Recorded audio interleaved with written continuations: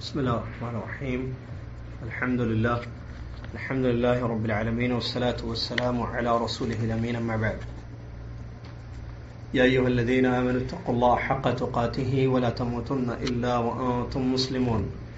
يا أيها الناس اتقوا ربكم الذي خلقكم من نفس واحدة وخلق منها زوجها وبث منهما رجالا كثيرا ونساء، واتقوا الله الذي تساءلون به والأرحام إن الله كان عليكم رقيبا. يا أيها الذين آمنوا اتقوا الله وقولوا قولا سديدا يصلح لكم أعمالكم ويغفر لكم ذنوبكم، ومن يطع الله ورسوله فقد فاز فوزا عظيما. قال المصنف رحمه الله تعالى بعد بسم الله الرحمن الرحيم: اعلم رحمك الله أن التوحيد هو إفراد الله سبحانه بالعبادة، وهو دين الرسل الذي أرسلهم الله به إلى عباده، فأولهم نوح عليه الصلاة والسلام أرسله الله إلى قومه لما غلوا في الصالحين ودوا وسواعا ويغوث ويعوق ونسرا، وآخر الرسل محمد صلى الله عليه وسلم، وهو كسر صور هؤلاء الصالحين أرسله الله إلى أناس يتعبدون ويحجون ويتصدقون ويذكرون الله كثيرا، ولكنهم يجعلون بعض المخلوقات وسائط بينه وبين الله، يقولون نريد منهم التقرب إلى الله ونريد شفاعتهم عنده مثل الملائكة وعيسى ابن مريم وأناس غيرهم من الصالحين. برادران اسلام، معزز سامعین، اسلامی ماں اور بہنوں، عزیز اور پیارے بچوں، سب تعریفیں اللہ کے لیے ہے، اس لیے کہ وہ تعریفوں کے قابل ہے اور وہ رب العالمین ہے، اور اس نے ہم کو دنیا میں پیدا بھی کیا اور بھی بہت ساری نعمتوں سے اس نے ہم کو نوازا. تو اللہ رب العالمین کا جتنا شکر کریں اس کی نعمتوں پر کم ہوگا، اس کی جتنی بڑائی کریں کم ہوگی. سبحان اللہ و بحمدہ سبحان اللہ العظیم. لا محدود، بے پناہ، بے حد و حساب درود و سلام ہو پیارے نبی محمد الرسول اللہ صلی اللہ علیہ وسلم کی ذات گرامی پر، کہ جنہوں نے ہم تک اللہ تبارک و تعالیٰ کا پیغام پہنچایا، اللہ کے دین کی طرف ہم کو دعوت دی، اور اس دین کی مکمل تبلیغ آپ نے فرمائی. اللہم صلی علی محمد وعلی آل محمد کما صلیت علی ابراہیم وعلی آل ابراہیم انک حمید مجید. اللہم بارک علی محمد وعلی آل محمد کما بارکت علی ابراہیم وعلی آل ابراہیم انک حمید مجید. معزز سامعین، اسلامی خواتین، آج بروز جمعرات بعد نماز مغرب حی الرحاب کے اس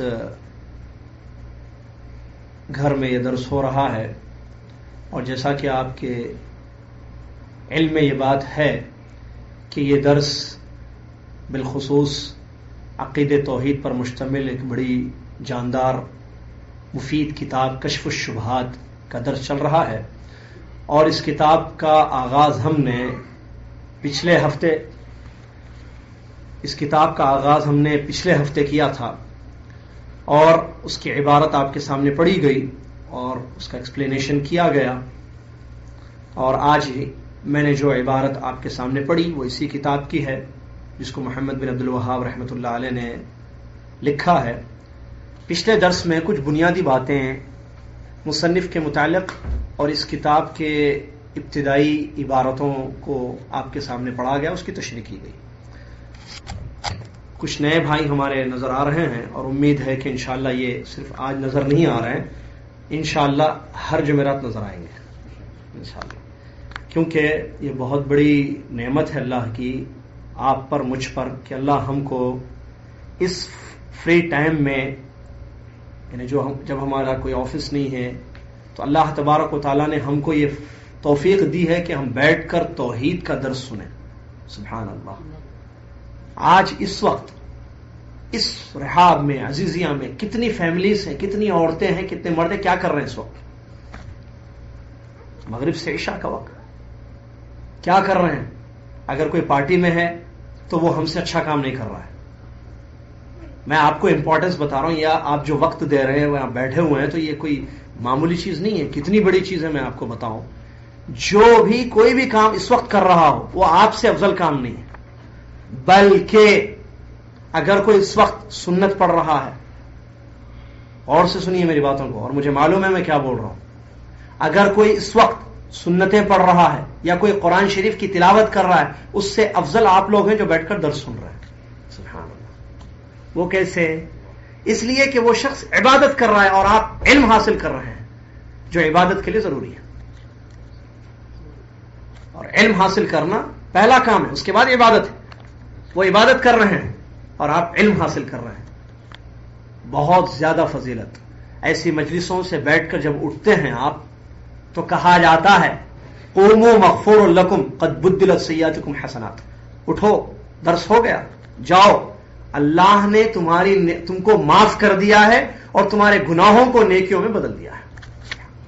کتنی پیاری بیٹھک ہے جو عشاء تک ہے، بس خلاص، اس کے بعد آپ فری ہیں. بہرحال اللہ تبارک و تعالیٰ ایسے مجلسوں کو قائم کرنے کی توفیق عطا فرمائے جس میں علم ہم کو ملتا ہے. آمین. پچھلے درس میں نے بتایا تھا کہ اس کتاب کشف الشبہات، کشف یعنی ہٹانا، شبہات یعنی ڈاؤٹس، تو توحید کے سلسلے میں جو ڈاؤٹس پیش کی جاتے ہیں یا شرک کرنے والے جو شبہات پیش کرتے ہیں اس کو ہٹایا گیا ہے، اس کو دور کر دیا گیا، بتایا گیا ہے کہ یہ غلط ہے اور توحید صحیح ہے. بڑی جاندار کتاب، بنیادی زبردست کتاب ہے یہ، شیخ الاسلام محمد بن عبد الوہاب رحمۃ اللہ علیہ کی لکھی ہوئی.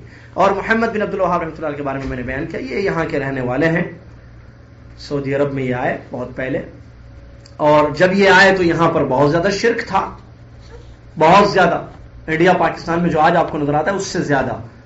تو انہوں نے قرآن پڑھا، حدیث پڑھی، علم حاصل کیا اور دیکھا کہ شرک سے تو سختی سے روکا گیا ہے اور توحید کی بہت زیادہ امپورٹنس اور اس کی اہمیت ہے. اور مکہ مدینہ میں، سعودی عرب میں شرک، مکہ میں مرکز توحید، مدینہ طیبہ، مدینہ علمیہ، مدینہ نبویہ، جہاں محمد صلی اللہ علیہ وسلم کی بعثت ہوئی، یا کہیں جہاں ہجرت ہوئی، جہاں سے آپ نے دعوت کا آغاز کیا، توحید کی طرف بلایا لوگوں کو، جنگیں لڑی گئیں، وہاں بھی شرک. انہوں نے اس کو ہٹایا. ملک عبدالعزیز رحمۃ اللہ علیہ نے ان کا ساتھ دیا. علم اور قوت مل جائیں تو پھر پھل نظر آتا ہے، فائدہ.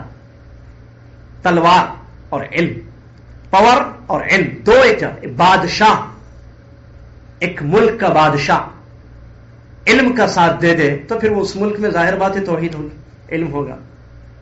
پاور اور قلم یا علم دونوں نے، تلوار اور قلم نے. یہاں سعودی عرب کی یہی ہسٹری ہے، اسی لیے آپ دیکھتے ہیں یہاں توحید، یہاں برکتیں، رحمتیں وغیرہ جو بھی ہیں، خاص طور سے شرک سے جو پاک ہے یہ ملک. اس کی بڑی وجہ یہی ہے کہ بادشاہ ملک عبدالعزیز رحمۃ اللہ علیہ اور عالم محمد بن عبداللہ، وہ خود ایک عالم تھے ملک عبدالعزیز، اور محمد بن عبد الوہاب رحمۃ اللہ علیہ جن کی کتابیں مشہور ہیں توحید کی، وہ اور بادشاہ دونوں مل گئے ہیں. چلیے، بادشاہ نے کہا میں آپ کا ساتھ دے رہا ہوں، جی مٹائیے شرک کو. کیا ہوگا پھر؟ شرک مٹے گا؟ یقیناً مٹے گا، باقی رہے گا جب حکومت ساتھ دے رہی ہے. یہ فائدہ یہاں کا ہوا. اور الحمدللہ اس کے بعد جو ہے کتابیں لکھی گئی. آج آپ دیکھیے ایک ڈرائیور چلانے والے کا بھی عقیدہ مضبوط نظر آتا ہے. ڈرائیور چلاتا ہے، اس کو عربی میں سائن کرنا نہیں آتا ہے، یہاں کا رہنے والا ہے، لیکن اس کا عقیدہ یہ اس محنت کا پھل ہے. وہ جو بہت محنت کی گئی ہے اس کا پھل ہے. اور آپ دیکھیے بچوں کے نالج میں توحید ہے. آپ اس کنٹری کو چھوڑ کر دوسری گلف کی کنٹری جائیے، آپ بچوں سے توحید پوچھیے، نہیں معلوم. جیسا کہ میں نے خود دیکھا، میں یو اے ای گیا، اپنے خاندان کے بچوں سے میں نے پوچھا ابو ظبی میں، بھائی توحید کیا ہے؟ عربی بچوں سے جو عربی ہیں، عربی پڑھ رہے ہیں وہاں، عربس، نہیں معلوم. وہ جواب نہیں ملا جو یہاں کا بچہ آپ کو جواب دے گا چھوٹا سا. یہ توحید کا فائدہ ہے. بہرحال انہوں نے یہ کتاب لکھی ہے اور انہی کی طرف نسبت جو کہا جاتا ہے کہ وہابی وغیرہ، تو وہی ہے میں نے کہا. اور اس کتاب کے آغاز میں انہوں نے بسم اللہ الرحمن الرحیم کو لکھا، اور اس کی وجہ بھی میں نے بتائی کہ اللہ کے نبی محمد صلی اللہ علیہ وسلم جب بادشاہوں کو لیٹرز لکھتے تھے دعوت دینے کے لیے تو اس میں بسم اللہ سٹارٹنگ میں لکھتے تھے. جیسے کہ آپ نے ہرقل کو خط لکھا، قیصر روم کو، اور بھی بہت سارے بادشاہ تک آپ کے خطوط اور رسائل گئے ہیں پیارے نبی صلی اللہ علیہ وسلم کے. تو اس میں شروع میں بسم اللہ لکھتے تھے آپ، بسم اللہ من محمد بن عبداللہ الی قیصر، یہ بسم اللہ الرحمن، اللہ کے نام سے میں شروع کر رہا ہوں جو رحمان الرحیم ہے. محمد بن عبداللہ صلی اللہ علیہ وسلم کی طرف سے یہ لیٹر ہے بادشاہ فلاں ملک کے بادشاہ کی طرف، توحید کی طرف. اسلم تسلم، اے بادشاہ اسلام قبول کر لے تو محفوظ رہے گا. تو نبی صلی اللہ علیہ وسلم کی پیروی میں علماء جو بھی کتابیں لکھتے ہیں بسم اللہ سے شروع، اور برکت حاصل کرنے، کیونکہ اللہ کے نام سے برکت ملتی ہے. آپ کوئی بھی کام کرنے سے پہلے بسم اللہ، کھانے سے پہلے بسم اللہ. بچوں کو بھی تعلیم دیجیے، بیٹے گاڑی سٹارٹ کرنا ہے بسم اللہ الرحمن بسم اللہ. بہت سے کاموں میں شروع میں بسم اللہ کہنے کے لیے کہا گیا. اس کی وجہ یہ ہے کہ اللہ کے نام سے انسان برکت حاصل کرتا ہے. اور جس کھانا یا پانی پر بسم اللہ پڑھا جائے شیطان اس میں شریک نہیں ہوتا ہے، اس میں برکت ہوتی ہے. پھر وہ تھوڑا کھانے میں پیٹ بھر جاتا ہے ماشاءاللہ. ورنہ بسم اللہ نہ پڑھے انسان خوب کھائے بہت زیادہ چاول اور خوب روٹی تو شیطان جو کہ اس کا شریک ہو جاتا ہے تو اس کا پیٹ نہیں بھرتا ہے، پھر اس کا پیٹ بھی نہیں بھرتا، برکت بھی نہیں ہوتی ہے. تو بسم اللہ سے برکت ہے. اسی لیے کتاب کے شروع میں بسم اللہ لکھ کر ایک زبردست بات بتائی گئی ہے، اور وہ یہ کہ توحید اس چیز کا نام ہے کہ ایک اللہ کی تنہا عبادت کرنا. توحید کس کو کہتے ہیں؟ ایک اللہ کی عبادت کرنا. اور میں نے بتایا کہ توحید پچھلے درس میں کہ توحید یہ عربی ڈکشنری میں کہتے کسی چیز کو ایک کرنا. ڈکشنری میں اس کا میننگ ایک سمجھنا کسی چیز کو. واحد یعنی ایک، توحید یعنی ڈکشنری ہے، یہ گرامر ہے یہ عربی کی. ایک ہے واحد، ایک ہے توحید. واحد یعنی ایک، 1 2 نہیں 3 نہیں، 2 نہیں 4 نہیں 5 نہیں. توحید یعنی کسی چیز کو ایک کرنا، ایک سمجھنا. جب کسی چیز کو ایک سمجھیں گے تو اس کا مطلب 2 نہیں ہے 3 نہیں ہے 4 نہیں. کامن سینس، آرام سے سمجھ میں آنے والی چیز. آپ کسی چیز کو کہتے ہیں کہ وحدت، میں نے اس کو ایک جان لیا، تو اس کا مطلب 2 نہیں ہے. اب وہاں ایڈیشن کہیں یا شرکت پلس نہیں ہے، خلاص ایک ہے، ایک 1 بس ایک. توحید یعنی ایک سمجھنا کسی چیز کو. تو شریعت میں توحید کس کو کہتے ہیں؟ قرآن و حدیث میں جو توحید کا اصل ڈیفینیشن ہے اللہ کو عبادتوں میں ایک سمجھنا. اللہ کو عبادتوں میں ایک جاننا، ایک سمجھنا. مطلب عبادت ایک اللہ کی ہوگی، کسی اور کی نہیں ہوگی. اگر اللہ کے ساتھ عبد القادر جیلانی کی بھی عبادت ہو سکتی ہے تو وہ توحید نہیں ہے. کیونکہ توحید کا مطلب یہ ڈکشنری میں بھی لفظ کا معنی خود یہ ہے، میننگ یہی ہے کہ ایک سمجھیں آپ کسی چیز کو، ایک کریں آپ کسی چیز کو. عبادت ایک اللہ کی، 2 کی. اگر اللہ کے ساتھ نبی کی بھی عبادت ہو رہی ہے، جیسے اللہ سے بھی مانگ رہے نبی سے بھی مانگ رہے، تو توحید نہیں ہے. سمجھ میں آئے بات؟ اور یہ سمجھنا ہے، یہ علمی کتاب ہے، سمجھ کر اٹھنا ہے. زبردست کتاب ہے اور مجھے سمجھانے میں مزہ آتا ہے، بلکہ پوری تیاری سے میں آ رہا ہوں اور پورا فریش ہو کر میں مطلب پورے حاضر دماغ کے ساتھ پڑھا رہا ہوں. آپ بھی حاضر دماغ کے ساتھ پڑھیں. تو توحید کا یہ معنی میں نے بیان کیا تھا پچھلے درس میں کہ توحید کی 3 قسمیں ہیں: ربوبیت، الوہیت، اسماء و صفات. ربوبیت اللہ کو رب ماننا، اللہ کے کاموں میں اللہ کو ایک سمجھنا. کیا ہے اللہ کے کام؟ پیدا کرنا، روزی دینا، بارش برسانا، زندہ کرنا، موت دینا. یہ کیا ہے؟ کام ہے اللہ کے. اللہ کرتا ہے کام، کوئی اور نہیں. تو یہ کاموں میں وہ اکیلا ہے، مطلب وہ اکیلا روزی دیتا ہے، وہ اکیلا بارش برساتا ہے، وہ اکیلا زندگی دیتا ہے، وہ اکیلا موت دیتا ہے، وہ اکیلا بیماری دیتا ہے، وہ اکیلا شفا دیتا ہے. یہ سارے کام وہ اکیلا کرتا ہے. تو یہ جو سمجھنا ہے اس کا نام ہے توحید ربوبیت، کہ اللہ ساری دنیا کا خالق، مالک، رازق ہے. اس کی دلیل الحمدللہ رب العالمین. تمام تعریفیں اس اللہ کے لیے جو سارے جہانوں کا رب ہے. رب العالمین، رب کا معنی خالق، مالک، اور بھی معنی اس کے، یعنی ساری دنیا کا وہی پیدا کرنے والا ہے، ساری دنیا کی تربیت وہی کرتا ہے. ہم کو بھی آسمان سے بارش برسا کر روزی دیتا ہے، پرندوں کو بھی روزی دیتا ہے، جھاڑوں کو بھی روزی دیتا ہے. سب کا روزی دینے والا، سب کا خالق اللہ ہے. تو یہ توحید ربوبیت ہے جو ایک ٹائپ آف توحید ہے، ایک قسم ہے توحید کی. دوسری قسم توحید کی توحید الوہیہ، جس کا شروع میں ڈیفینیشن ابھی میں نے بیان کیا. توحید الوہیت کیا ہے؟ عبادتوں میں آپ اللہ کو ایک کریں، مطلب ایک اللہ کی عبادت کریں. سمپل ڈیفینیشن، ایک اللہ کی عبادت کریں. یہ ہے توحید الوہیہ، اور اس کا نام توحید عبادہ بھی ایک اور ایک نیم ہے اس کا. ہوتا نا ایک آدمی کے 2 نام، عبد الغفور، عبد الجبار. عبد الجبار بولے تو کون؟ عبد الغفور. عبد الغفور بولے تو عبد الجبار ہوتا ہے نا. تو ویسے توحید الوہیت بھی اسی کو کہتے ہیں، توحید العبادہ اسی کو کہتے ہیں. کیا مطلب اس کا؟ ایک اللہ کی عبادت کرنا اور اس میں کسی کو شریک، ایک اللہ کی عبادت کرنا اور اس میں کسی کو شریک، توحید الوہیہ، توحید عبادہ. اس کی دلیل قرآن میں بتایا بہت. ایاک نعبد و ایاک نستعین. کیا مطلب ایاک نعبد و ایاک نستعین؟ ہم تیری ہی عبادت کرتے ہیں اللہ، اور تجھی سے ہم مدد. تو عبادت اللہ کی کرنا یہی ہے نا توحید الوہیہ.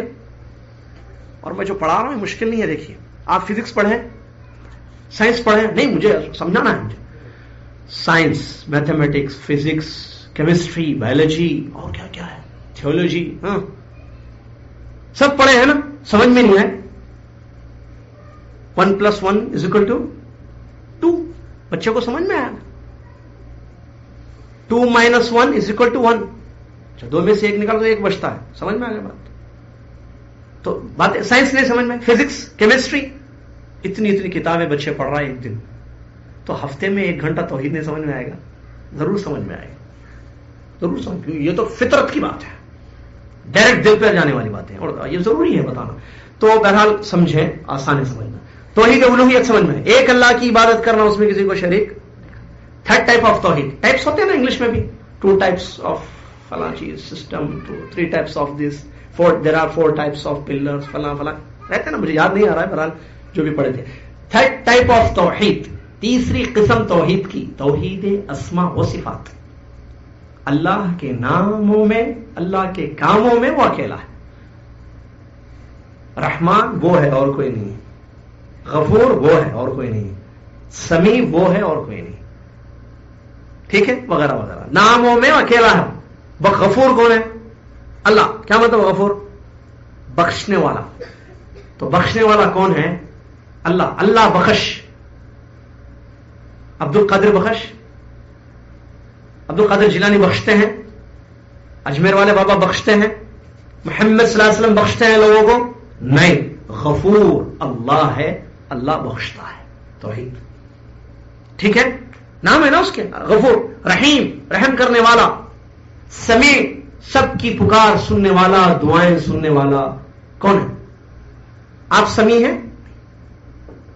سمیع کا میننگ سب کی سننے والا. آپ میری آواز سن رہے ہیں، روڈ پر جو آوازیں لوگ بات کر رہے ہیں، یا اندر عورتیں کچھ بات کر رہی ہوں، نہیں کر رہی ہوں گی انشاءاللہ کیونکہ درس سن رہی ہیں. دوسرے گھروں میں جو باتیں ہو رہی ہیں تو وہ آپ سن رہے ہیں؟ نہیں سن رہے. بہرحال اسماء و صفات، توحید اسماء و صفات، اللہ کے ناموں میں اور اس کی صفات میں وہ اکیلا ہے. اور یہاں اس میں ایک بات یہ بھی توحید اسماء و صفات میں کہ اللہ کے جتنے نام ہیں اچھے ہیں، اس میں کسی قسم کی قباحت نہیں ہے، اور اللہ کے نام اللہ کے ساتھ خاص ہیں، کسی اور کے لیے یوز نہیں کیے جائیں گے. اور اللہ کی جو صفتیں ہیں، اللہ کے جو صفتیں ہیں، سننا، دیکھنا، شفا دینا، پریشانیاں دور کرنا، روزی دینا، یہ اس میں وہ تنہا ہے، اکیلا ہے، کوئی اور اس کا شریک نہیں ہے. اور اسی طریقے سے صفات بھی اس کے کسی کے جیسے نہیں ہے. جیسے زید سنتا ہے تو اللہ بھی ویسے ہی سنتا ہے. نہیں، زید کا سننا زید کان سے سنتا ہے، اور زید کا کان پھٹ جائے تو زید سنتا بھی نہیں ہے. پھر زید بہرا بھی ہو جاتا ہے، ہو سکتا ہے نا. اگر اس کا کان پھٹ جائے اندر تو وہ بہرا نہیں ہوگا. اور زید وہ سنتا ہے جو اس کے سامنے بولا جاتا ہے، اس کے پیچھے جو باتیں ہوتی ہیں وہ زید نہیں سن سکتا. پوری دنیا میں لوگ کیا باتیں کر رہے ہیں، زید بیٹھ کر گھر میں نہیں سن سکتا. سننا الگ ہے. اللہ کا ایسا ہے، اس کی صفت الگ ہے، اس کی شان کے جیسی اس کی صفت بے مثال ہے. تو اللہ کی صفات بے مثال ہے. تو توحید اسماء و صفات کا مطلب یہ ہے کہ اللہ تمام اپنے کاموں میں، اپنے صفتوں میں تنہا ہے ہر اعتبار سے. ٹھیک ہے، یہ ہے توحید اسماء و صفات. تو یہ 3 قسم کی توحید ہے، ربوبیت، الوہیت اور اسماء و صفات. جہاں تک توحید اسماء و صفات کا تعلق ہے تو اس کی دلیل قرآن میں کہاں ملتی ہے آپ کو؟ الرحمن الرحیم سورہ فاتحہ میں موجود ہے. مالک یوم الدین، مالک بھی. ٹھیک ہے، یہ توحید اسماء و صفات ہے. آئیے بڑی اہم بات بتا رہے ہیں آگے. وَهُوَ دین الرسل الذی ارسلہم اللہ بہ الی عبادہ. اور یہ یا وہ یعنی توحید رسولوں، سارے نبیوں اور رسولوں کا دین ہے، جن نبیوں اور رسولوں کو اللہ نے توحید دے کر اپنے بندوں کی طرف بھیجا. دوسری بات معلوم ہو رہی توحید کے بارے میں کہ توحید یہ دین ہے سارے پیغمبروں کا. ایک سینٹنس یاد رکھیے, سارے پیغمبروں کا دین کیا ہے؟ سوال. سارے پیغمبروں کا, سارے رسولوں کا دین کیا ہے؟ سوال. جواب, سارے پیغمبروں کا دین توحید ہے. کیا ہے؟ توحید کیا ہے؟ ایک اللہ کی ربوبیت نہیں, اسماء و صفات نہیں, الوہیت مراد ہے. جب توحید کو خالی ورڈ توحید یوز کیا جائے گا, بھئی آپ توحید نہیں معلوم آپ کو, کیا آپ توحید جانتے؟ توحید یوز کیا جائے گا تو اس کا کون سا ٹائپ مراد لیا جائے گا؟ Second type. توحید الوہیت, توحید عبادت سمجھا جائے گا. ربوبیت ہے, ربوبیت آلریڈی پبلک مانتی ہے, پوری دنیا مانتی ہے, ہندو کرسچن آگے آ رہا ہے, زبردست باتیں آ رہی ہیں آگے. تو الوہیت مراد ہوگی جب توحید کو لفظ استعمال کیا جائے گا. تو سارے پیغمبروں کا جو دین توحید ہے, کون سا توحید؟ وہ الوہیت, یعنی ایک اللہ کی عبادت کرنا. یہ سارے پیغمبروں کا کیا رہا ہے؟ دین, ریلیجن. اور یہ بہت زبردست فائدے کی بات ہے, اس پر تھوڑا سنیں آپ. یعنی حضرت نوح علیہ السلام کا دین کیا تھا؟ توحید. ابراہیم علیہ السلام کا دین کیا تھا؟ توحید. عیسیٰ ابن مریم علیہ السلام کا دین کیا تھا؟ توحید. یوسف, یعقوب, زکریا, یحییٰ وغیرہ وغیرہ سارے اسحاق, سب کا دین کیا تھا؟ توحید. اور دین کا نام کیا ہے؟ اسلام. دین کا نام کیا ہے؟ اسلام. اور اسلام کے دو میننگ ہیں. اسلام کے دو میننگ. عام طور پر لوگ, چاہے وہ غیر مسلم ہو یا مسلمان ہیں, جو لوگ مسلمان ہیں ہمارے بھائی بہنیں, وہ یہ سمجھتے ہیں کہ اسلام ہمارا مذہب ہے صرف. صحیح ہے نا بات؟ اور اسلام محمد صلی اللہ علیہ وسلم سے شروع ہوا ہے, اس سے پہلے دین نہیں تھا. کرسچن یہ بولتا بھائی تم کب آیا, تم نئے ہو, ہم پرانے ہو, ہم پرانے ہیں. You are new, we are old. تمہارے نبی کب آئے؟ آخری میں آئے. ہمارے نبی کب آئے؟ عیسیٰ علیہ السلام پہلے آئے. تو ہم اولڈ ہیں, اولڈ از گولڈ. ہم پرانے ہیں, تم نئے ہو, تمہارا دین نیا ہے, ہمارا دین پرانا ہے. کس نے کہا تمہارا دین پرانا ہے ہمارا دین نہیں ہے؟ سارے نبیوں کے دین ایک ہے, طریقے الگ ہیں. اسلام کے دو میننگ ہیں. اسلام جب بولیں گے تو اس کا دو میننگ ہے. ایک میننگ اسلام کا ایک اللہ کی عبادت کرنا, اس کے ساتھ کسی کو شریک نہیں کرنا. Meaning of Islam, two types meaning, ٹھیک ہے, دو قسم کا معنی میننگ اسلام کی. ایک میننگ کیا ہے اسلام کا؟ ایک اللہ کی عبادت کرنا, اس کے ساتھ کسی کو شریک نہیں کرنا, تو توحید ہے. رائٹ, یہ اسلام کا معنی ہے.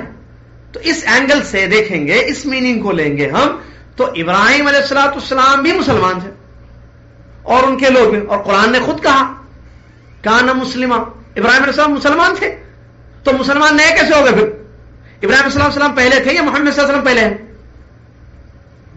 کون پہلے ہیں؟ ابراہیم علیہ السلام پہلے تھے, ہمارے نبی آخری میں آئے. تو ابراہیم علیہ السلام کی قوم کو اور ابراہیم علیہ السلام کو اللہ نے مسلمان کہا ہے. ہوا سماکم المسلمین من قبل, پہلے ہی سے اللہ نے سب کا نام مسلمان رکھا. یہ کیا مطلب مسلمان پہلے ابراہیم السلام کے زمانے میں؟ مطلب ایک اللہ کی وہ عبادت کرتے تھے, جو میننگ ہے. دوسرا میننگ یعنی اسلام کا خاص معنی ہے, ایک عام معنی, ایک خاص معنی. عام معنی ایک اللہ کی عبادت کرنا, توحید کا جو میننگ ہے, اور خاص معنی محمد صلی اللہ علیہ وسلم کے طریقے پر اللہ کی عبادت کرنا.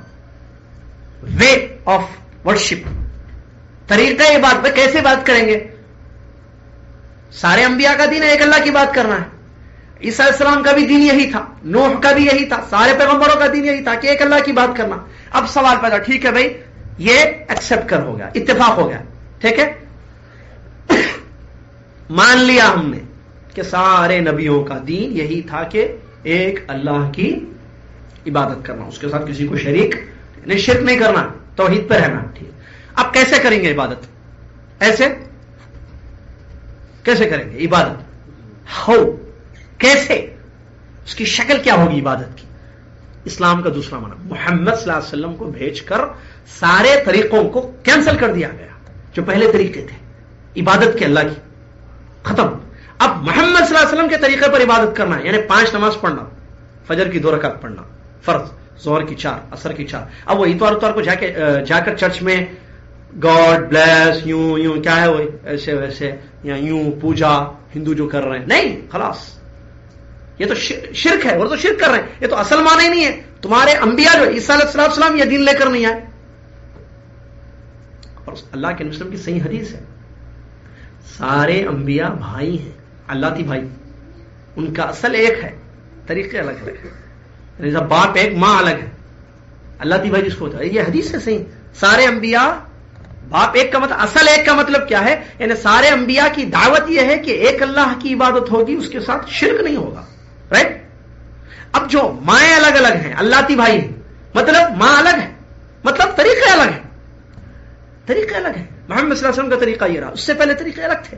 جیسے پچھلے زمانے میں آپ جانتے ہیں، میں نے مثال دی اس سے پہلے، پچھلے زمانے میں صرف عبادت گاہ جو ہوتی تھی مسجد میں نماز پڑھنا تھا، بازار میں، روڈ پر، زمین پر باہر نہیں پڑھ سکتے تھے آپ نماز. اسی طریقے سے پچھلے زمانے کا ایک طریقہ کیا تھا کہ پیشاب اگر لگ جائے کپڑے کو تو اس کو کاٹ کے پھینک دینا تھا، کپڑے کو اتنے پارٹ کو، اتنے حصے کو جس پر پیشاب لگ جاتا تھا، اس کو پانی سے نہیں دھو سکتے تھے. طریقہ تھا پرانا. کیا ہمارے نبی صلی اللہ علیہ وسلم کا وہ نہیں؟ اب ہر دنیا کے انسان پر ضروری ہے کہ وہ محمد صلی اللہ علیہ وسلم پر ایمان لائے اور اللہ کی عبادت محمد کے طریقے پر کرے صلی اللہ علیہ وسلم، تو اس کو مسلمان بولیں گے. یعنی مطلب یہ ابراہیم علیہ السلام کے زمانے میں جو ابراہیم علیہ السلام کے طریقے پر اللہ کی بات کرتے تھے، دیور مسلمس، دیور وہ مسلمان تھے. نوح علیہ السلام کی پیریڈ میں جو لوگ اللہ کی عبادت نوح علیہ السلام کے طریقے پر کرتے تھے، وہ لوگ کون تھے؟ مسلمان. وہ لوگ کون تھے؟ مسلمان ہیں، مسلمان تھے وہ لوگ. یوسف علیہ السلام کے زمانے میں ان کے طریقے پر جو اللہ کی عبادت کرتے تھے وہ لوگ.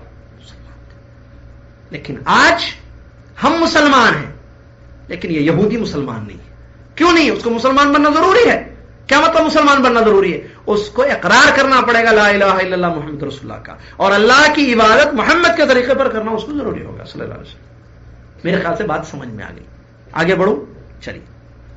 تو سارے انبیاء کا دین اسلام ہے. یہ بڑی اہم بات یہ بتاتے ہیں، سارے انبیاء کا دین اسلام ہے، اور اللہ تبارک و تعالیٰ نے ان کو اسی دین کے لیے بھیجا ہے، یعنی توحید. اس کی دلیل دیتے ہیں. کیا دلیل ہے اس کی کہ سارے انبیاء کا دین؟ سورہ نحل آیت نمبر 36 ایک آیت دلیل، وَلَقَدْ بَعَثْنَا فِي كُلِّ أُمَّةٍ رَسُولًا أَنِ اعْبُدُوا اللَّهَ وَاجْتَنِبُوا الطَّاغُوتَ.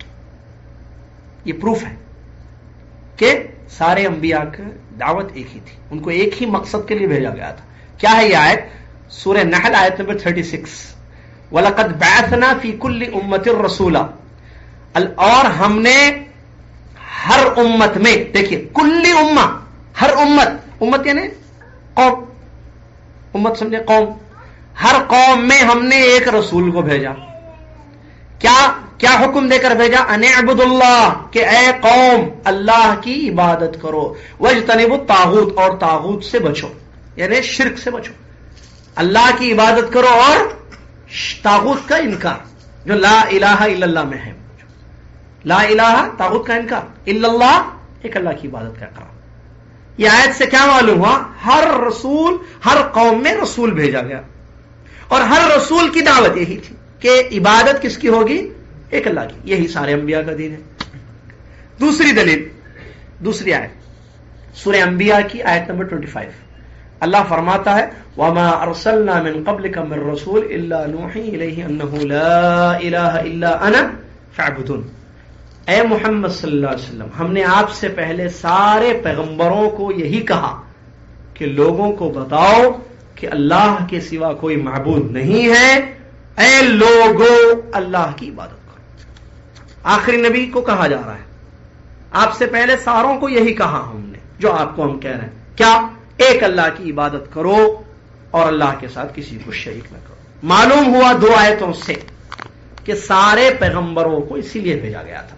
پھر اگر آپ ایک ایک پیغمبروں کے بارے میں جو قرآن میں بتایا گیا ہے نام کے ساتھ، اس کو اگر آپ پڑھیں گے تو اور کلیئر ہو جائے گا. جیسے 3 مثالیں یہاں دی گئی ہیں، 4 مثالیں، 4 نبیوں کی مثالیں.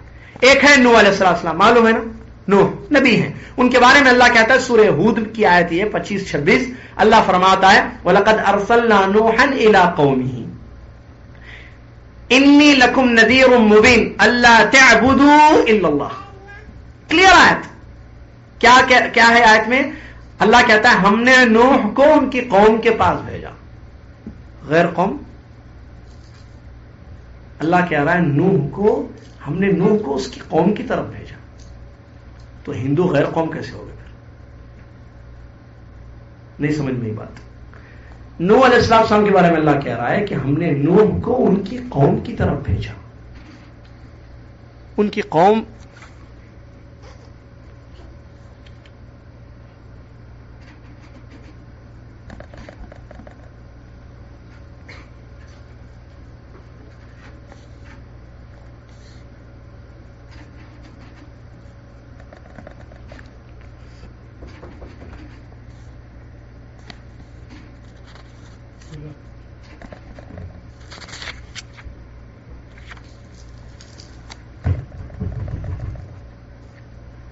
اللہ کہہ رہا ہے ہم نے نوح علیہ السلام کو ان کی قوم کی طرف بھیجا. ان کی قوم یعنی مشرک لوگ تھے, وہ لوگ شرک کرتے, جیسے آگے آ رہا ہے. تو قوم کہا اللہ نے, تو قوم غلط نہیں ہے, ہماری قوم ہے یہ, لیکن مشرک ہیں یہ لوگ. ہم مسلمان ہیں, یہ ہندو ہماری قوم ہے, غیر قوم نہیں ہے, یہ ہماری قوم ہے, لیکن بھٹکے ہوئے ہیں, کفر پر ہیں, ضلالت پر ہیں, ان کو توحید کی دعوت کی ضرورت ہے. تو اللہ کہتا ہے ہم نے نوح کو ان کی قوم کی طرف بھیجا. کیا کہہ کر کہ نوح کہو انی لکم نذیر مبین, میں اوپنلی ڈرانے والا ہوں تمہارے لیے, میں کھلم کھلا تم کو ڈراتا ہوں. اللہ تعبدوا الا اللہ, میری دعوت یہ ہے کہ تم ایک اللہ کی عبادت کرو. تم عبادت کس کی کرو؟ اللہ کی. دیکھیے ہمارا بھی وہی دین ہے, ہمارے محمد صلی اللہ علیہ وسلم کا اسلام یہی ہے نا, ایک اللہ کی بات کرنا, شرک نہیں کرنا. نوح پہلے رسول, ان سے یہ کہا جا رہا. ٹھیک ہے, ایک اور ایک نبی کی مثال دے رہا اللہ. سورہ ہود کی 50ویں آیت ہے, وہ ہے وَإِلَىٰ عَادٍ أَخَاهُمْ هُودًا. ہود ایک نبی گزرے ہیں, معلوم ہے نا, ہود علیہ السلام. ان کی قوم کا نام تھا قوم عاد, زبردست قوم. تو اللہ کہہ رہا ہے ہم نے عاد کی طرف, یعنی قوم عاد کی طرف ان کے بھائی کو, دیکھیں بھائی کہہ رہا ہے اللہ, ان کے بھائی ہود کو نبی بنا کر بھیجا. عاد قوم مشرک تھی, تو مشرک کو اللہ کہہ رہا بھائی. اخاہم ہودا, ان کے بھائی ہود کو بھیجا تھا. قال, انہوں نے کہا یا قومی, اے میری قوم, اے غیر قوم. کیا کہا ہود علیہ السلام نے؟ یا قومی, اے میری قوم, اعبدوا اللہ ما لکم من الہ غیرہ, اے میری قوم اللہ کی عبادت کرو جس کے سوا تمہارا کوئی اور معبود نہیں ہے. کیا ہے؟ توحید. سمجھ میں آ رہا ہے؟ یعنی سارے انبیاء کی دعوت توحید ہے, سارے انبیاء کا دین توحید ہے, جو اسلام کا عام معنی ہے. اور ایک مثال, ایک اور ایک نبی گزرے ہیں صالح علیہ السلام, وہ اونٹنی وغیرہ کا جو واقعہ ہے. ان کی قوم کا نام تھا سمود. اللہ کہہ رہا ہے سورہ ہود ہی کی اگلی 61 نمبر والی آیت ہے, اللہ کہہ رہا ہے وَإِلَىٰ ثَمُودَ أَخَاهُمْ هُودًا, ہم نے سمود کی طرف ان کے بھائی ہود کو, صالح کو بھیجا. صالح علیہ السلام, انہوں نے بھی کہا اپنی قوم سے یا قوم اعبدوا اللہ ما لکم من الہ غیرہ, اے میری قوم اللہ کی عبادت کرو جس کے سوا تمہارا کوئی معبود. آخری ایک اور ایک چوتھی مثال, شعیب علیہ السلام, سنے ہوں گے نام. ان کو بھیجا اللہ نے. ایک قوم تھی اس کا نام تھا مدین, بلکہ شہر تھا, وہ وہاں کے رہنے والے قوم تھی مدین, قوم مدین.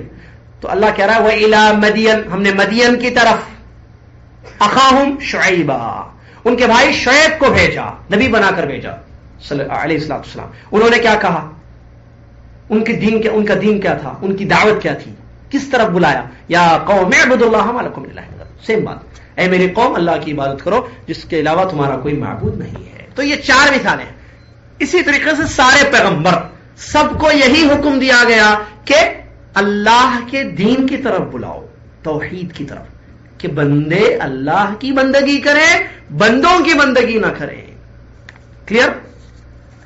اب یہ جو انہوں نے کہا, آگے کہتے ہیں مصنف رحمۃ اللہ علیہ, فَأَوَّلُهُمْ نوح علیہ السلام, سب سے پہلے نبی ہیں نوح علیہ السلام.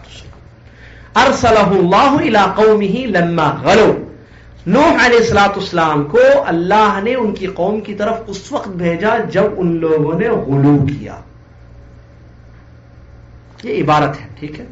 آئیے میں اس کا ایکسپلینیشن آپ کو کروں.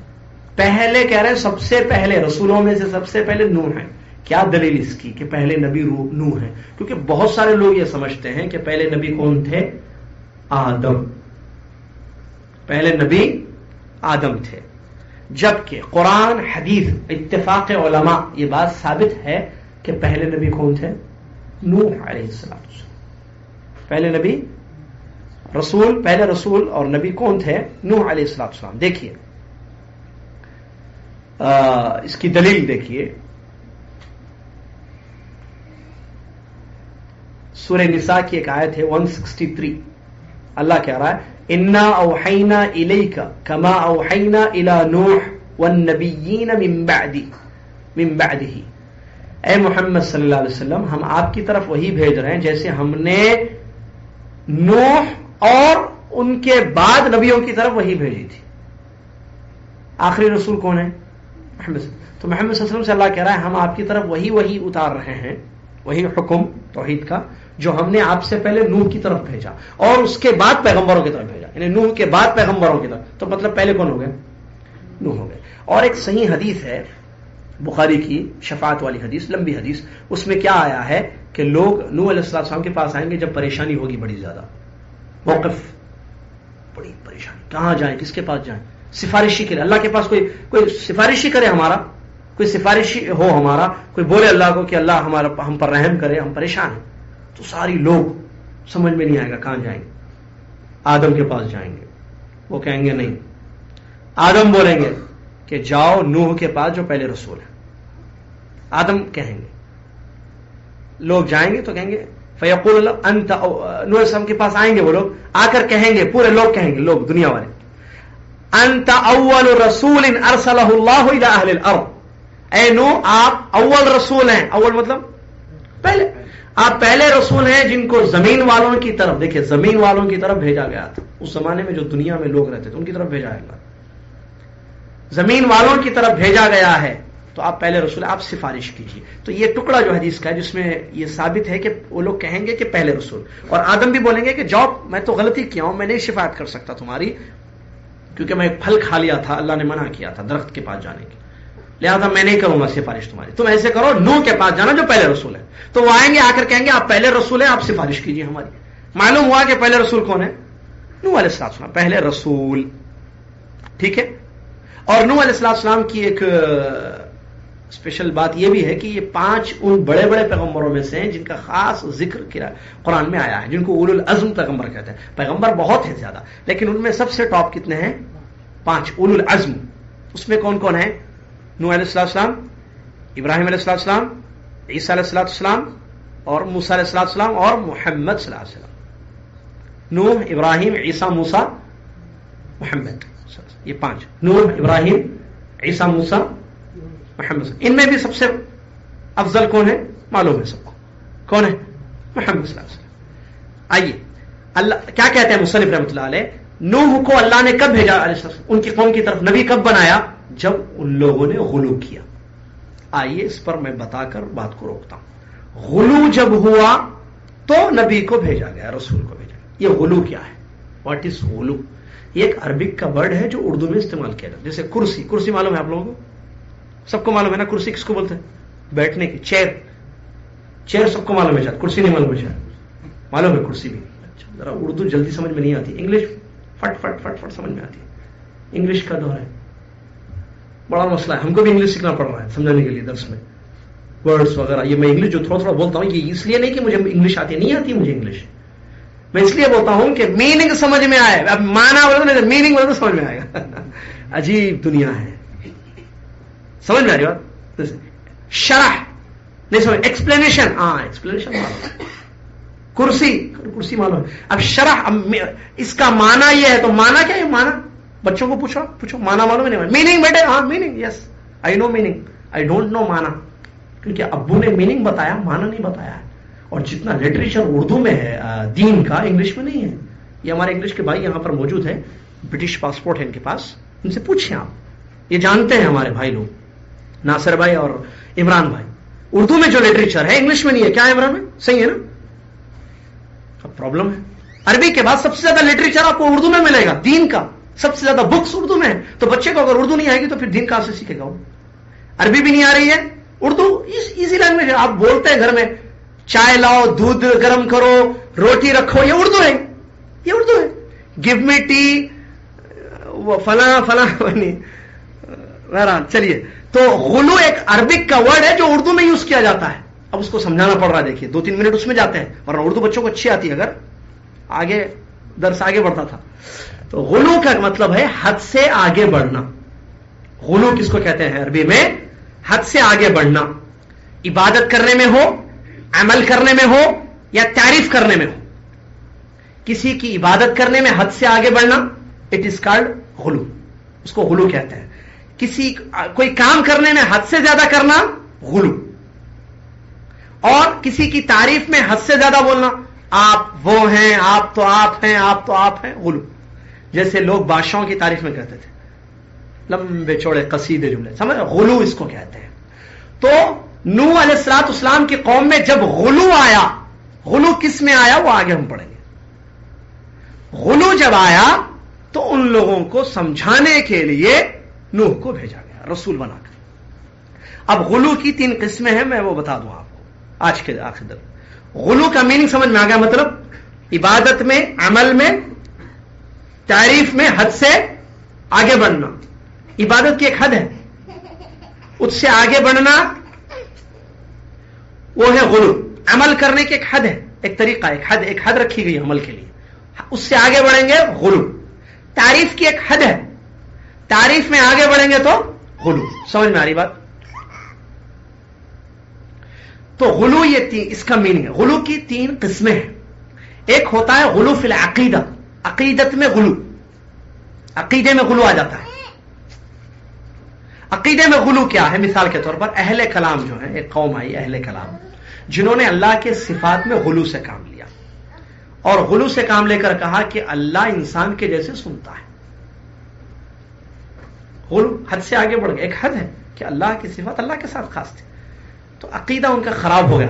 غلو کیا عقیدے میں ہو. عقیدہ یہ صحیح ہے, قرآن نے جو دیا عقیدہ ہم کو, کہ اللہ کی جو صفتیں ہیں وہ بے مثال ہیں, اس کی کوئی مثال نہیں ہے کہ اللہ دیکھتا ہے انسان کے جیسے, یا اللہ سنتا ہے انسان کے جیسے, اللہ کو غصہ آتا ہے فاروق کے جیسے. نہیں, یہ تو مثال ہے, یہ غلو ہے, حد سے آگے. ایک حد نہیں, مثال مت دو. فلا تضربوا للہ الامثال, اللہ کو مثالیں مت دو. تو عقیدے میں غلو, مثال اہل کلام نے اللہ کی صفات میں غلو کیا اور کہا کہ اللہ انسان کے جیسے سنتا ہے. یا اور غلو کر کے کیا کر دیا بعض لوگوں نے؟ انکار ہی کر دیا. کہا کہ اگر ہم اللہ کے بارے میں کہیں گے کہ اللہ سنتا ہے, دیکھتا ہے, غصہ ہوتا ہے, ہنستا ہے اللہ, تو گویا اللہ کو انسان کے جیسے ہم نے کر دیا. میری طرف توجہ دیں پلیز, جوس بانٹا جا رہا ہے, میری طرف دیں جوس. آپ وہاں دیکھ رہے ہیں, میں آپ کو دیکھ رہا ہوں, پلیز اس طرف توجہ دیں. غلو, میں سمجھا رہا ہوں بات, پلیز. غلو کیا ہے؟ عبادت میں غلو, عقیدت میں غلو یہ ہے کہ آپ اللہ کے صفات میں مثال اس کی غلو کر دیا معطلہ نے یا مشبہہ نے تشبیہ دے دی اللہ کی صفات. ایک قسم کا غلو یعنی عقیدے میں غلو. دوسرا ہے عبادت میں غلو. عبادت میں غلو کیا ہے؟ مثال اس کی خوارج. عبادت میں غلو کر دیا ان لوگوں نے, اور غلو کر کے یہ کہا کہ ہر بڑا گناہ کرنے والا کافر ہے. اللہ کی عبادت ہونا بھی, اللہ کی عبادت, اللہ گناہ نہیں کرنا, ایک اللہ کی عبادت کرنا, گناہ نہیں ہونا. تو اب اس میں اوور حد سے آگے بڑھ گئے, کہا کہ اگر کوئی ایک مرتبہ بھی جھوٹ بولے کافر ہے, آؤٹ آف اسلام. یہ تو غلو ہے, حد سے آگے بڑھنا ہے. ایسا نہیں ہے نا, جبکہ اہل السنت والجماعت کا طریقہ کیا ہے؟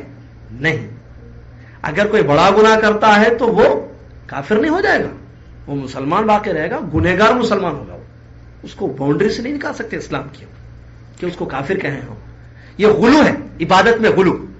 یہ خوارج کی مثال, جن لوگوں نے کہا کہ ہر بڑا گناہ کرنے والا کافر ہے, اسلام سے باہر ہے. اور تیسری قسم غلو کی, 2 قسمیں کیا ہوگی؟ پہلی قسم کیا غلو کی؟ کس میں غلو؟ عقیدے میں غلو. دوسری قسم عبادت میں غلو. تیسری قسم عمل میں غلو. نہیں, تیسری مثال کہتے ہیں معاملات میں غلو, اس میں عمل بھی آ جائے گا. معاملات میں غلو کرنا, جیسے یہ کہ ہر چیز کو کہا کہ حرام ہے, بعض لوگ غلو کر دیتے ہیں, ارے یہ حرام ہے, میک اپ لگانا حرام ہے, یہ دیکھنا حرام ہے، یہ کرنا حرام ہے، ہاتھ لگانا حرام ہے، دیکھنا حرام ہے، سب حرام، ہر چیز کا نام حرام حرام حرام دے دیا، مثال تشدد ہے یہ. تو معاملات میں غلو ہے یہ. تو غلو 3 قسم کا ہوتا ہے. ایک عقیدے میں غلو کیا جاتا ہے، ایک عبادتوں میں غلو ہوتا ہے، عبادت میں عمل آ جائے گا، ٹھیک ہے، عمل عبادت ہے. تیسرا معاملات میں بھی غلو ہوتا ہے. تو اس قوم میں یہی ہوا کہ انہوں نے عقیدے اور عبادات میں غلو کر لیا. اس لیے اللہ نے ان کو سبق سکھانے کے لیے، توحید کی طرف بلانے کے لیے ان کے نبی نوح علیہ السلام کو اللہ نے بھیجا. غلو آیا اس لیے، غلو نہیں تھا، اس سے پہلے غلو نہیں تھا. اور غلو کس میں ان لوگوں نے کیا وہ بتا رہے، پھر صالحین، نیک لوگوں کے بارے میں لوگوں نے غلو کیا. ان سے پہلے کون تھے؟ آدم السلام کی قوم. آدم علیہ السلام اور نوح کے نبی بنانے کے بیچ میں کتنا پیریڈ گزرا ہے؟ اس سے پہلے بتایا ہوں یہ بات. 1000 سال، 10 قرون، 10 صدی. 10 صدی 1000 ہوتا نا. 1000 سال کا پیریڈ، دنیا میں 1000 سال گزر گئے، لوگ آئے، پیدا ہوئے، بڑے ہوئے، کوئی شرک، غلو نہیں تھا. غلو آیا، شرک آیا. غلو سے شرک آیا، کیونکہ عبادت میں حد سے آگے بڑھ گئے، عقیدے میں حد سے آگے بڑھ گئے کہ نیک لوگوں کی عبادت شروع کر دی. عبادت اللہ کی ہونی چاہیے، غلو کیا، نیک ود بابا کی یا غوث بابا کی، نصر بابا کی عبادت شروع کر دی. ان کے نیک لوگوں کے نام ہے جو آگے آ رہے ہیں. تو ان لوگوں نے کیا کیا، اپنے جو نیک لوگ تھے، نیک لوگوں کی محبت ہے یا عقیدت ہے، ایک لمٹ ہے اس کی، اوور لمٹ غلو. لمٹ سے آگے جانا غلو کا میننگ ہے لمٹ سے آگے جانا. ایک حد ہے آپ کے لیے، بس یہاں سے آگے نہیں جانا، اس سے آگے جائیں گے غلو. تو نیک لوگوں کی بھی محبت، عقیدت ایک لمٹ ہے. ان لوگوں نے لمٹ کراس کر دیا، غلو کیا اور شرک میں پڑ گئے.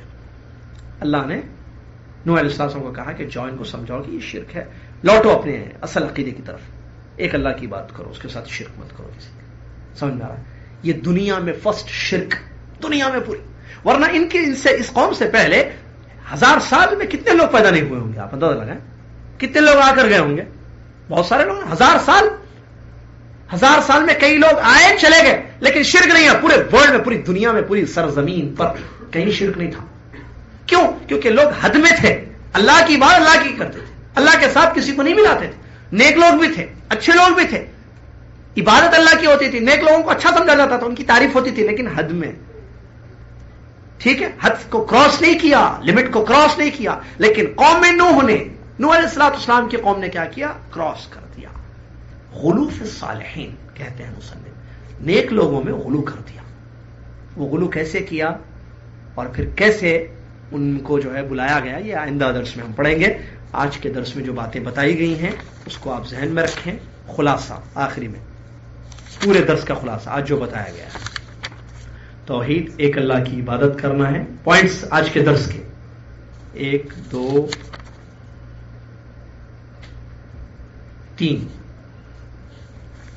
3 پوائنٹس پر آج کا پورا درس ہوا ہے. ٹھیک ہے، آج کا پورا درس، پچھلے درس کو جو میں ریپیٹ کیا اس کو چھوڑ کر آج اسپیشلی جو درس دیا گیا 3 مین پوائنٹس پر درس دیا گیا. ایک یہ کہ سارے نبیوں کا دین توحید ہے. سارے نبیوں کا دین کیا رہا؟ توحید. یہ ایک پوائنٹ، اس کو سمجھایا مثالیں وغیرہ. سیکنڈ پوائنٹ، توحید کس کو کہتا ہے؟ توحید جب بولیں گے تو کیا مطلب؟ ایک اللہ کی عبادت کرنا، اس کے ساتھ کسی کو شریک نہیں کرنا. لفظ گرامر کے حساب سے بھی کیا بولتے ہیں، لفظ کا جو میننگ ہے ڈکشنری میں اس حساب سے بھی، اور قرآن حدیث میں جو توحید ذکر کی گئی وہ وہی مطلب ہے کہ ایک اللہ کی عبادت ہوگی، اس میں شرک نہیں ہوگا. تو تیسری چیز کہ سب سے پہلے نوح علیہ السلام رسول ہیں دنیا کے، فرسٹ رسول، اور ان کی قوم کی طرف اللہ نے ان کو توحید کے لیے دعوت دینے کے لیے بھیجا. کب؟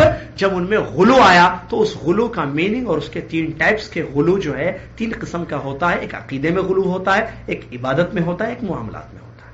تو ان لوگوں کی قوم میں جب غلو آیا تو اللہ نے نوح علیہ السلام کو رسول بنا کر بھیجا. اور غلو کا میننگ وغیرہ بتایا گیا کہ کسی کی عبادت میں یا تعریف میں یا عمل میں حد سے آگے بڑھ جانا. اور ان لوگوں کا جو غلو رہا وہ صالحین میں غلو، نیک لوگوں کی محبت میں غلو ان لوگوں نے کیا. کیسے کیا؟ وہ نیک لوگ کون تھے، کیسے غلو انہوں نے کیا ہے، آئندہ درس میں آئے گا. اور بھی آگے بڑی زبردست باتیں آ رہی ہیں. اس میں کوئی شک نہیں ہے کہ یہ مفید باتیں ہیں ساری. اللہ سے دعا ہے اللہ ہم کو یاد رکھنے کی توفیق عطا فرمائے. آمین. اور میں آئندہ درس میں آج جو میں نے 3 پوائنٹس بیان کیے ہیں اس کے تحت کچھ جو باتیں بیان کی ہیں یہ میں پوچھوں گا, پلیز آپ یاد رکھیے. اور ہر جمعرات آنے کی کوشش کیجیے, مس مت کیجیے اس کو پلیز, کیونکہ ایک درس سے چلا جائے گا تو ظاہر بات ہے بہت ساری اہم باتیں چلی جائیں گی, تو پھر پیچھے سے اس کا تعلق رہے گا, تو آپ ایک درس مس کر کے دوسرے درس میں آئیں گے تو آپ کو سمجھنے میں ذرا پریشانی ہوگی کہ بھئی پچھلے سے ریلیشن رہیں گے نا باتیں کنیکٹڈ یعنی. تو اس لیے گزارش ہے کہ جمعرات کے اس درس کو مت چھوڑیں پلیز. اگر آپ مدینہ جانا چاہتے ہیں تو آپ جمعہ کو جائیے. نہیں میں بتا, ایک آدمی مدینہ زیارت کرنا جا رہا ہے, ٹھیک ہے, اس کو ثواب ملتا ہے. میں مسئلہ بتانا, میں یہ نہیں کہ آپ میرے درس میں بیٹھے اس لیے نہیں, میں ایک مسئلہ بتانا, آپ پورے عالموں سے پوچھ لیجئے. میں مدینہ جانا چاہتا ہوں اور ایک درس بھی چل رہا ہے جہاں توحید, جہاں مجھے علم مل رہا ہے, تو مدینہ جانے سے زیادہ ثواب ملے گا مجھے یا درس میں بیٹھ کر علم حاصل کرنے سے؟ پوچھ لیجیے آپ. میں بتاؤں میرا علم, میں جو جانتا ہوں میرے پاس دلیل موجود ہے اس کی اپنی. علم لینا زیادہ ثواب ملے گا, کیونکہ اس سے آپ کی پوری لائف کی جو عبادتیں ہیں وہ صحیح ہیں غلط ہے یہ معلوم ہوں گی آپ کو. علم, اور علم فرسٹ ہے, نیکسٹ عمل ہے. آپ عمل کرنے کے لیے جانا چاہتے ہیں اور علم آپ کے پاس نہیں ہے زیادہ, نہیں مدینے کی زیارت کا علم تو ہے آپ کو, کیسے جانا ہے وہاں, کیا پڑھنا ہے, کیا کرنا ہے, اس کے بعد نہیں. میں ایک کامن بات کر رہا ہوں, علم پہلا کام ہے, اس کے بعد عمل ہے. ہمارے پاس جذبہ عمل کا بہت زیادہ ہے, علم کی کمی ہے, اسی لیے شرک ہے, اسی لیے بدعت ہے, اسی لیے خرافات ہے. ورنہ کیا بات بتائیے آپ, بھئی قرآن حدیث جس کے گھر میں موجود ہو وہ کیا شرک کر سکتا ہے؟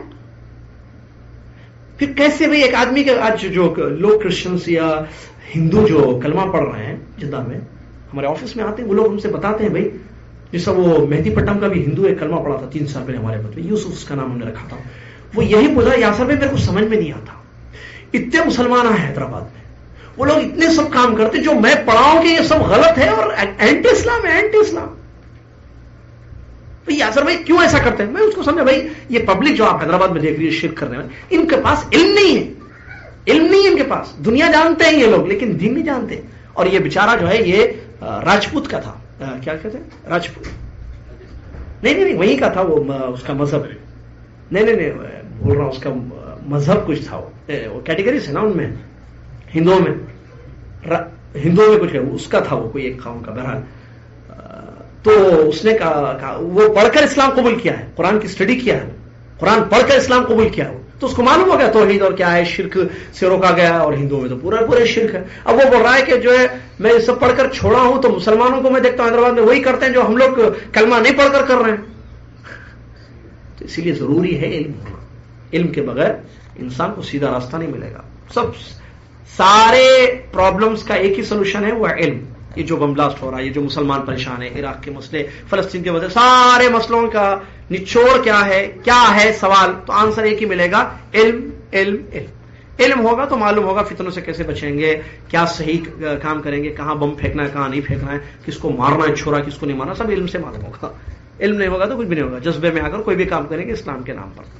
جیسے کہ امریکن ایمبیسی میں گھس کر ہمارے حیدرآبادی مسلمان بھائی کو مار دیے, علم نہیں تھا, جذبے میں آ کر. دشمنی کسی اور سے مار رہے ہمارے بھائی کو مارے جو یہاں 10 میں آئے تھے, معلوم ہے نا آپ کو, ہاں حیدرآبادی بچہ ہو, مار دیے اس کو. کیا گناہ تھا اس کا کہ وہاں کام کر رہا, مار دیے. یہ علم کی کمی ہے, اس کو جہاد کا نام دے دیا, اللہ ہدایت دے. بہرحال سارے مسائل کا حل یہی ہے کہ علم, جب قوم میں علم نہیں ہوگا قوم برباد ہو جائے گی. اور علم سے روکنے کے لیے پوری کوششیں کر رہے ہیں, دنیا پوری کوششیں کر رہے ہیں. لہذا آپ ہوشیار ہو جائیے, آنکھیں کھول کر دیکھیے کہ کیا ہو رہا ہے دنیا میں, اور آپ کی نالج کہاں تک اسلامک, اور بچوں کو بھی اسلامک نالج دیجیے. اللہ ہم سب کو علم کی اہمیت سمجھنے کی توفیق عطا فرمائے. اللہ ہم کو علم نافع عمل صالح کی توفیق عطا فرمائے. آمین. وآخر دعوانا رب العالمین. والسلام علیکم ورحمۃ اللہ وبرکاتہ.